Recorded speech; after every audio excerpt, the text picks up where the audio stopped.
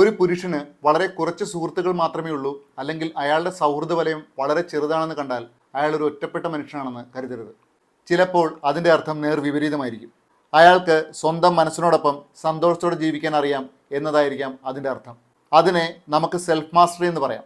നമ്മൾ സാധാരണയായി ചിന്തിക്കുന്നത് ഒരുപാട് സുഹൃത്തുക്കളുണ്ടെങ്കിലും എപ്പോഴും ആളുകൾ ചുറ്റുമുണ്ടെങ്കിലും എല്ലാ പരിപാടികളിലും നമ്മളെ വിളിക്കുന്ന ആളുകളും ഉണ്ടെങ്കിലുമാണ് ഒരു സക്സസ്ഫുൾ സോഷ്യൽ ലൈഫ് എന്നാണ്.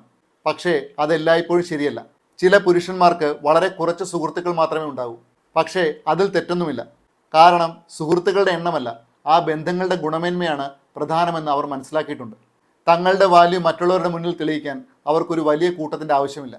എന്നെ ആളുകൾ ഇഷ്ടപ്പെടുന്നുണ്ട്, എനിക്ക് ഒരുപാട് ഫ്രണ്ട്സ് ഉണ്ട് എന്ന് തെളിയിച്ച് നടക്കേണ്ട ആവശ്യമില്ല. അവരുടെ കോൺഫിഡൻസ് വരുന്നത് പുറത്തു നിന്നല്ല, ഉള്ളിൽ നിന്നാണ്. അതുകൊണ്ട് ഒറ്റയ്ക്കിരിക്കേണ്ടി വന്നാലും അവർ അൺകംഫർട്ടബിൾ ആകാറില്ല.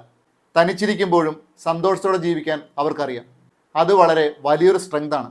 മറ്റൊരു പ്രധാനപ്പെട്ട കാര്യം, അങ്ങനെയുള്ള ഒരാൾ തൻ്റെ ജീവിതത്തിലേക്ക് ആരെയൊക്കെ പ്രവേശിക്കണമെന്ന കാര്യത്തിൽ വളരെ സെലക്റ്റീവായിരിക്കും.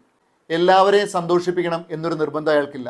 അർത്ഥമില്ലാത്ത ബന്ധങ്ങൾ, വെറുതെയുള്ള ഡ്രാമ, പരദൂഷണം, അനാവശ്യമായ ആർഗ്യുമെൻറ്റ്സ് എന്നിവയിൽ നിന്നും അയാൾ സ്വാഭാവികമായി മാറി നിൽക്കും. കാരണം അയാൾ തൻ്റെ ജീവിതത്തിൽ ഉണ്ടാക്കിയെടുത്ത സമാധാനം മറ്റൊരാളുടെ എൻ്റർടൈൻമെൻറ്റിന് വേണ്ടി നശിപ്പിക്കാൻ അയാൾ തയ്യാറല്ല.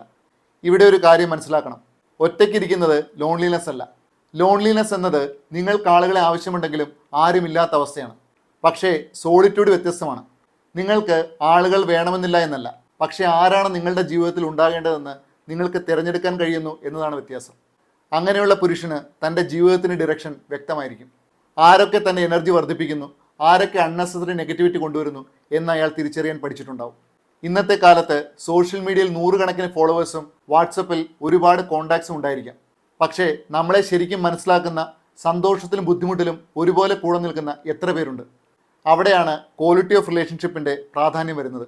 അതുകൊണ്ട് വളരെ കുറച്ച് സുഹൃത്തുക്കളുള്ള ഒരു പുരുഷനെ കണ്ടുമുട്ടുമ്പോൾ അയാളെ കുറച്ച് കാണരുത്.